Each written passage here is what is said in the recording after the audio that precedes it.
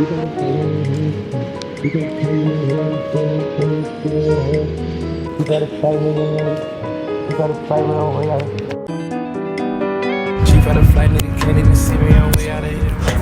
morning, welcome back to the channel. Y'all, we are outside today. I'm so happy. It is literally 79 degrees in DC. 79 degrees, it looks gorgeous. Everybody's outside. I am in the park and the park is full. When I say full, they're literally full. I've never recorded in like a full place with people, I guess, like sat down and recorded, but I record in places that have a ton of people all the time, so it's fine. And everybody's kind of minding their business. Like there are people with their dogs, people with their kids, and people doing yoga and music. And y'all know I love to be outside. I love outside. I could literally cry. I think I'm about to cry. I've been meaning to cry in a little bit. I feel such immense gratitude over the past couple of days. I've been so happy, so thankful for life. And oh my gosh, I can't even begin to express y'all what's been going on. I just like gratitude for everything. When the sun comes out, I get very happy. Also, I've just had a beautiful past couple days. Last weekend, I actually went to New York to see my friends. Insert pictures. Yes, we had the best freaking time. We went for this party. The party was so much fun. I haven't been to New York since I was like 8 years old. So it's funny because I got there dressed like this. And my friend's like, you look like a DC who's in New York. I was like, no, I totally fit as a New Yorker. Girl. He was like, the only New Yorker you fit in is the New Yorkers they show in movies who aren't actually like real New Yorkers. And so we went and we walked for like 30 minutes to try to find my other friend's house. And tell me how right this man was. I did not look like a New Yorker. I looked like a DCer. Because all the New Yorkers I saw were wearing their big black puffer jackets. If you guess it, you guess it. But yeah, their big black puffer jackets. And I was like, damn, because it was freezing in New York. And then when I got back from New York, I had caught a cold, like a whole nasal congestion, and I feel like I manifested that because I was like, ain't shit, there's no way I'm going to school this week, no way I'm going to school today, I don't want to go, this is so silly. I've been over the semester for a hot minute, and I really need to pack my shit together because I'm like half paying attention, half not paying attention, which is fine. That's cute, cool, fine, whatever. But like at the end of the day, I'm the one who is getting the degree and I'm the one that's paying the money, and I'm the one who's getting a job after this. So let's talk about it. I actually had this plan to go in one direction, but I think I'm going to switch gears because I'm outside and we are switching gears all April. I'm stepping into my true, authentic self. Oh my gosh, y'all. When I tell you that I've been literally like blocking certain things, or like something comes at me sideways and I just like swerve to the side and I'm like, no, always show it. But my true authentic self has been begging to come out. And when I started March, what is so wild is March is almost over. Oh my gosh, can y'all believe March is almost over? I told myself at the beginning of March, the theme of this going forward, this rest of the year, is surrender. We are surrendering to what wants to come out. And there's been so much that has been wanting to come out. And I'm like, why don't you just let the process go? Like, I always think things have to look a certain way, which is what blocks me in so many parts of my life, I felt like. But nothing has to look a certain way. You can paint how you want your life to look.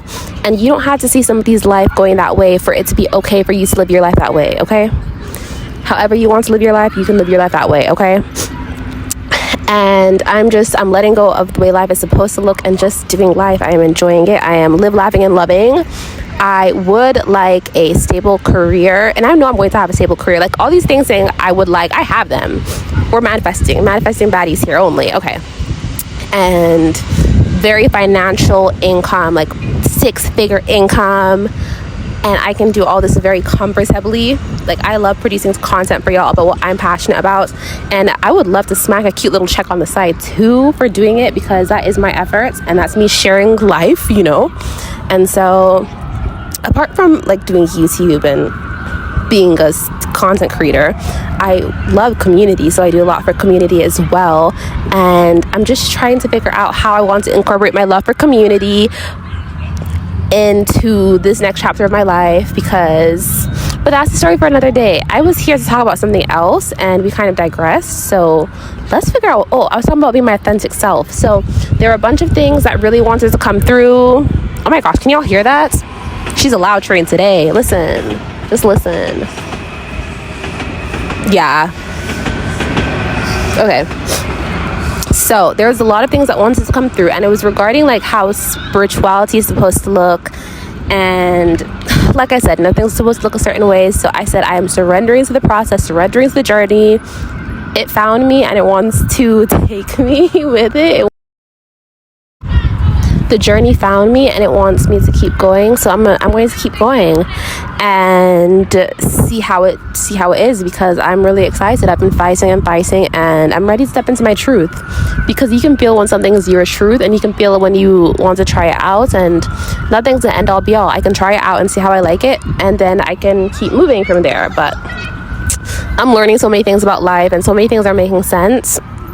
Let me tell y'all, I had met somebody at the beginning of the year, and I was telling them, like, I just don't really know where to go from here. Like, I'm getting all this information, I don't know how to process it, I'm not really understanding. With every single time in life when I don't understand something, it's always like, firstly, I believe in divine timing, so I know everything will always be brought to me in divine timing. And I know with this was going to be brought to me what I needed to know in divine timing, and I firmly believe that I know what I need to know in that given point in time. There's a reason I don't know something in that given point in time, and that's fine. So I think I wasn't stressing over it, but I was being a little bit panicky. Not panicky, but I kept questioning, because anytime I meet other people, I don't know how see, one thing about me is I'm attract people who are similar to me, or I'm going to attract people who have very similar energies to me, because I'm very genuine.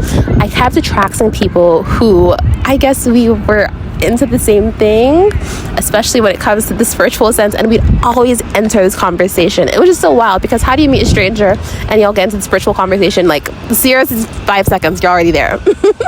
Which is beautiful.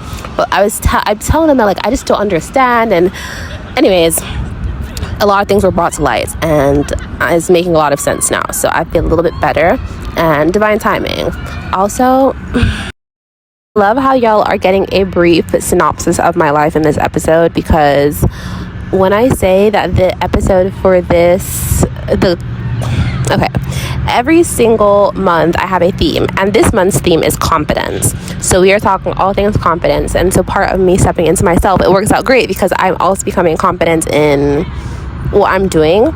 And have y'all heard this saying that you can have confidence and courage, but confidence and courage cannot both exist at the same time? They can't. Apparently it's impossible for them to exist at the same time. That when you have confidence, you don't need courage, because you are confident. And when you are courageous, you don't need to be confident, because you have the courage to do it anyways, which is absolutely freaking cool, I think. And yeah, so I think it works perfectly. So some things that I do to increase my confidence and my courage, I would say my personal practices. My affirmations. I talked about my affirmations a lot when I first started off this channel, and I haven't talked about them as much, but I love me a good affirmation. I will say I am strong, I am powerful, I am magnetic. My favorite affirmations are these 3 ones. First one, well, let me tell you the ones I probably say every single day without fail. I am love and light. I share and radiate love and light. Number 2 is I am a high vibrational being who attracts high vibrational experiences. I love that one. That one goes crazy. Number 3 is I am a divine, feminine, magnetic